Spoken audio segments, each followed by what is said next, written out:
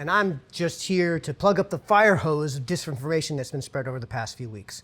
Number one, 62 teachers are not getting terminated for the next school year, and certainly not in response to a $1.662 million reduction in the Board of Education's budget proposal, and a fully retractable notice of non-renewal issued as a matter of contractual policy, as in any other year, is not a strict notice of termination, especially when issued with the full intention of retracting the supermajority of those notices. Further, $1.662 million divided by 62 is $26,806, more than $26,000 below the lowest possible qualified base salary for a full-time teacher per page 45 of the current contract of $52,963, which when multiplied by 62 equates to $3.28 million. Factoring a low estimate of the cost of benefits alone based on 24 to 25 benefits over salaries of 29% gets us to $4.24 million. Of course, essentially zero full-time teachers make only that $52,963, as we know from data regarding actual payouts that were released by Hearst Media. And based on that data, we're talking probably closer to $7 million for 62 teachers to supposedly make up for a $1.662 million shortfall.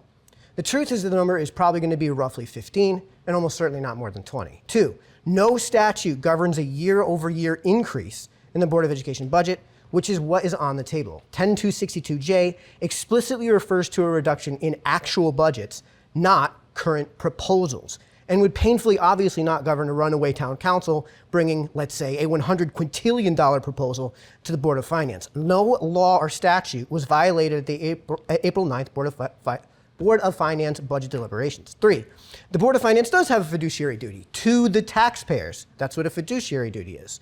Four, the municipal de facto reductions equate to 2.7% of mayor's proposed, which is a greater percentage than a 2.5% in reductions to the Board of Education proposal. Five, basing a desired mill rate increase on being roughly in line with the current CPI and, ostensibly, what the taxpayers might in good faith actually afford isn't arbitrary by definition, as it's basing it on CPI and what the taxpayers might actually afford and not nothing.